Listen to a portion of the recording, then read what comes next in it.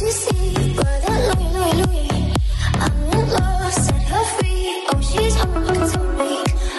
les potes, yo tout le monde, c'est Disma, j'espère que vous allez bien. On se retrouve aujourd'hui pour une nouvelle vidéo.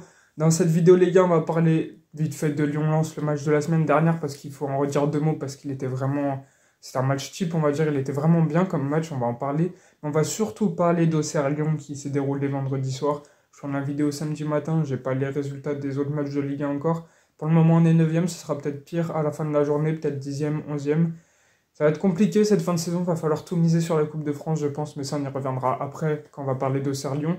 Puis on va finir avec un peu de mercato, une prolongation d'un jeune joueur de l'Olympique Lyonnais. On va aussi parler de Malo Augusto, puis de Ryan Cherki.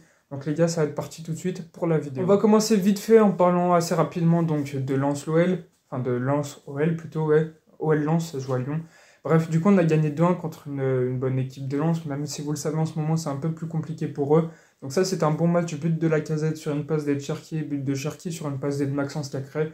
C'est assez beau de voir tous les guns briller comme ça, sachant qu'on est parti avec 8 guns titulaires, c'est-à-dire 8 mecs de l'académie qui a été titulaires. C'est une première en Europe, enfin c'est à part pour des petits clubs comme l'Athletic Bilbao, enfin petit, c'est des bons clubs on va dire, l'Athletic Bilbao, ils sont moins référencés que l'Olympique Lyonnais, encore moins sur l'ensemble de formation, enfin bref c'est pas la question. En tout cas on a fait une bonne chose à Lens parce que on partait pas du tout comme les favoris. Lens avait une cote bien plus basse que la nôtre, donc ça veut dire qu'ils étaient plus favoris que nous. Et vous le savez, on est moins bon que Lens, surtout cette saison. Et encore plus dernièrement, même si Lens est sur une phase un peu plus mauvaise que d'habitude, on l'a dit. On va dire qu'on a subi dans la majorité du match. C'est un peu Lens qui tenait la balle, ils avaient la possession. Mais il y a eu assez des occasions des deux côtés, ça partait d'un but à l'autre, c'était assez rapide, beaucoup d'occasions pendant le match. Facile 20 occasions, donc ça c'est un gros match de Ligue 1, alors qu'il y a des années, on pouvait voir des matchs avec 7-8 occasions, enfin c'était un peu plus compliqué il y a quelques années. Mais c'est une belle saison de Ligue 1 là, en général, pas pour l'Olympique Lyonnais, vous l'aurez deviné, mais en général. Enfin bref, c'est pas la question non plus. Mais du coup, on a fait un bon match. Cherki a fait son match type, il a fait son meilleur match depuis le début de la saison, il a été vraiment exceptionnel. On y reviendra après Auxerre-Lyon, sur Ryan Cherki, on dirait un petit truc. Mais ça a été bien parce qu'on a gagné contre un Lens au mental, parce que franchement, là, il fallait tenir les 10 dernières minutes, c'était très compliqué, Lens attaquait, nous on subissait. Mais on a eu une bonne défenseur centrale, enfin une bonne défense centrale, un bon gardien et une bonne équipe en général avec tous un but, c'était chercher la victoire. Et ça, c'est ce qu'on voulait parce que les bad guns, les Lyon 1950 avaient manifesté avant le début du match en chantant contre Ponceau et contre Chéreau aux entrées du Groupama Stadium. Ils ont bien raison, c'était un peu une manifestation, on va dire. Pas sûr que ces manifestations aboutissent, même si elles sont là à juste titre, parce que Chéreau et Ponceau, les deux, faut qu'ils dégagent. Chéreau, il se croit pour le meilleur directeur sportif de France, alors qu'il n'est même pas encore directeur sportif. Et on espère que ça va pas arriver, même si ça devrait être la prochaine étape de son parcours. Ponceau, c'est pareil, il pense qu'à la compta, et vous le savez, sportivement, c'est très compliqué. Vincent Ponceau, il n'est pas très bon, il ne fera pas trop les bons choix, comme il nous l'a prouvé pour l'Olympique Lyonnais. Il faut qu'il dégage aussi, même là, ça commence à être un peu vieux. Enfin, il est dans le foot à l'époque, il a des mauvaises sorties médiatiques. Il fait de moins en moins les bons choix et communiquement, c'est moins bon. Il défend les mecs de son club qui vont couler son projet avec lui. Enfin bref, c'est compliqué. Il va falloir, je pense, tourner la page assez vite parce que sinon, on va tomber mal. Et du coup, on a manifesté contre Ponceau et Chéreau. Pas sûr que ça serve parce que vous savez les convictions que a notre cher président Jean-Michel Aulas pour ces deux membres-là. Mais bon, c'est comme ça. On va passer directement au Auxerre-Lyon parce qu'on en a des choses à dire aussi. Alors, Auxerre-Lyon, défaite 2-1. À la 50e minute, on gagne 1-0. À la 53e, il y avait 2-1 pour Auxerre. Alors, on va commencer sur les erreurs individuelles. Les deux buts, les deux, c'est un peu de la faute de Diomandé qui va nous causer un penalty. Même si c'est assez compliqué de défendre sur l'Auxerrois qui attaquait. Donc, ça fait un peu chier. C'est un penalty, c'est dans le cours du jeu, mais c'est Diomandé, mais c'est pas grave ça. Et juste après, corner, Luqueba saute, enfin, laisse le ballon passer, on va le dire, parce qu'il aurait pu aller le chercher, il a décidé de le laisser passer. Donc le ballon va arriver au deuxième poteau. Diomandé avait abandonné son marquage. Encore une fois, Sinali Diomandé deux fois en 2 minutes, 2-3 minutes. Du coup, ça a causé le but. Il a abandonné son marquage, c'est des erreurs qu'on ne fait pas à ce niveau-là. Il y avait un manque de caractère dans le joueur, il n'a vraiment pas été bon.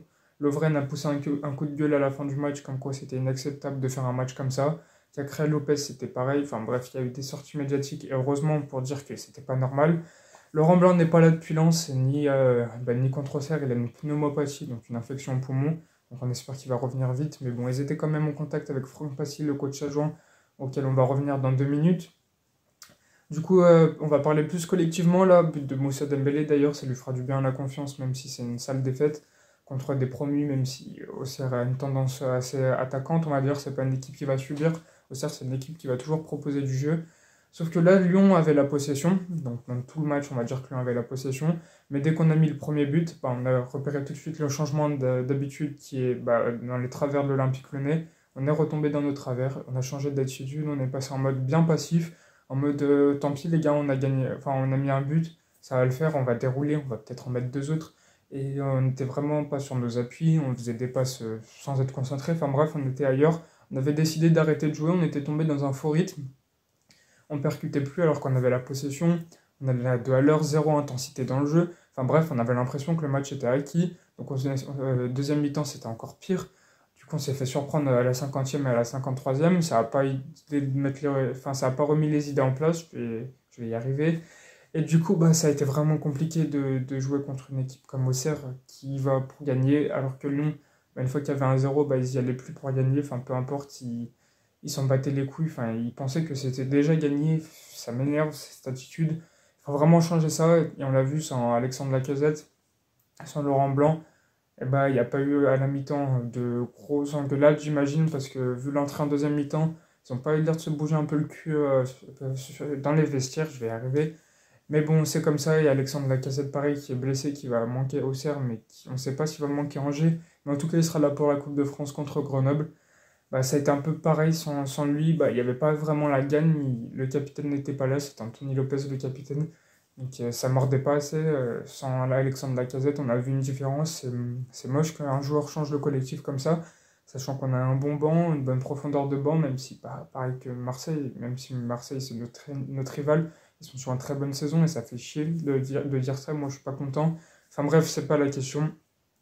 On est un club qui devrait jouer plus haut et perdre contre Auxerre, c'est vraiment une contre-performance qui nous éloigne un peu plus des places européennes. On est 9e, comme je l'ai dit tout à l'heure.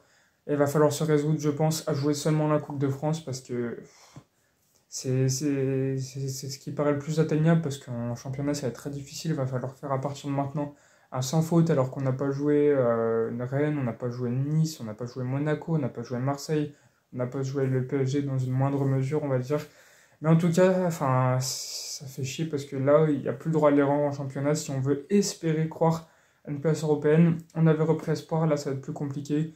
Donc on va tout jouer pour la Coupe de France contre Grenoble. Puis si jamais on arrive à passer, parce que là on peut quand même s'attendre à une surprise contre Grenoble si on joue comme ça. Pourquoi pas jouer les demi-finales contre une équipe comme Nantes, Marseille ou Lens. On verra qui passe. Mais ça devrait être ces quatre-là normalement. Je dis bien normalement, enfin l'un de ces quatre entre Nantes et Lens qui vont jouer l'un contre l'autre. Enfin bref, c'est pas la question non plus, mais il va falloir arracher la Coupe de France, les gars. Ça, c'est le point principal. Et du coup, voilà pour le jeu. On va passer aux petites stats, aux petites prolongations de contrat. C'est parti pour la suite. C'est parti, on va essayer de parler de trucs un peu plus joyeux, enfin, ce qui fait un peu le bonheur l'OL. Ryan Cherki, qui a été pas très très bon, et on n'hésite pas à le souligner contre Auxerre, qui était vraiment en dessous des bases qu'il nous a fait ces derniers matchs, mais bon, on va pas trop lui en vouloir, parce que toute l'équipe a été comme ça, et ça casse un peu les couilles. Enfin bref, on l'a dit assez, je pense, dans la partie d'avant de la vidéo. Mais en tout cas, une chose positive qu'on peut souligner sur Ryan Cherki, c'est depuis le début de l'année civile, depuis donc le 1er janvier 2023, Ryan Cherki est le joueur qui amène le plus à un tir. C'est-à-dire que dans les 5 grands championnats, c'est-à-dire dans toute l'Europe, Ryan Cherki est l'un des joueurs qui permet le plus de tirer. Donc il a fait 23 tirs plus 32 passes clés. 32 passes clés, les passes clés, c'est une passe qui mène à un tir. Et du coup, c'est assez positif parce qu'on voit que Ryan Cherki arrive à tirer, arrive à devenir décisif, ce qui lui manquait un peu il y a de ça quelques semaines, quelques mois, voire quelques saisons, parce qu'il arrivait très tôt dans le groupe pro. Et sa décisivité, je ne suis pas sûr que ça se dit, mais en tout cas, c'est ce qui lui faisait défaut donc assez récemment. Et là, ça va un peu mieux depuis quelques matchs. Et on le voit, c'est le joueur qui permet le plus de tirer. Et ça fait plaisir pour cette petite info. On va ensuite parler d'Achraf Laziri. Vous le savez, c'est un latéral marocain qu'on a recruté l'été dernier pour faire un peu le poste formé avant qu'il rejoigne le groupe pro. C'est un peu un pari pour le futur. Il prolonge, il était en contrat, il avait son contrat jusqu'en 2026, il a décidé de le prolonger d'une année supplémentaire. Donc Achraf Laziri est en contrat avec l'Olympique Lyonnais jusqu'en 2027. Jamais joué, enfin peut-être très peu, mais j'en ai pas souvenir. En tout cas, c'est un joueur qui paraît est un grand espoir du football turc ou marocain, je sais plus, je crois qu'il est turc, mais je suis pas sûr. Mais en tout cas, il paraît que c'est un grand espoir du football et que pourquoi pas être un très bon joueur dans l'avenir, mais pour ça, il faut le post-former. Puis petit à petit, il faudra lui laisser du temps de jeu en pro, avec peut-être un doublure de Salkou Mendy, parce que Malo Gusto, qui est actuellement blessé, on va en revenir dans quelques secondes, bah, il va partir l'été prochain et peut-être qu'une place se videra. On ne sait pas si elle va être comblée l'été prochain au mercato, même si c'est ce qui sera attendu. Avec un 6 cette fois, pourquoi pas enfin arriver. Enfin, j'y arrive plus, les gars. Enfin, voir arriver un 6 parce que ça fait au moins 3 mercatos qu'on attend un vrai 6 pour équilibrer l'équipe. Peter Bosz le disait, il disait il faut qu'on ait un 6 pour que l'équipe soit équilibrée. Et bah pour le moment, on l'a pas eu, ça fait 3 mercatos, donc bien vu Chirou, merci. Ponceau, c'est pareil. Mais en tout cas, voilà, et pourquoi pas voir arriver Achraf Laziri de plus en plus et pourquoi pas le voir progresser sous nos couleurs. Et ça, c'est assez bien, et pourquoi pas donc le voir s'imposer d'ici les prochaines années. On va finir du coup avec Malo Gusto, vous le savez, il est blessé en ce moment. Chelsea l'a ramené provisoirement du côté de Londres pour que le staff médical des Blues puisse s'occuper le mieux de la blessure de Malo Gusto qui traîne depuis un petit moment, pareil. Il va revenir, vous inquiétez pas, à la fin de sa blessure, il va revenir à l'Olympique Lyonnais. Il est juste rappelé provisoirement, mais en tout cas, il va revenir. C'était juste pour notifier ça. Du coup, voilà pour la vidéo. Si vous avez des choses à dire, n'hésitez pas à le mettre en commentaire, je vais le lire avec attention. J'espère que vous avez kiffé la vidéo. Si c'est le cas, on se retrouve la semaine pro. N'hésitez pas à liker, à commenter et à vous abonner. Ciao, ciao.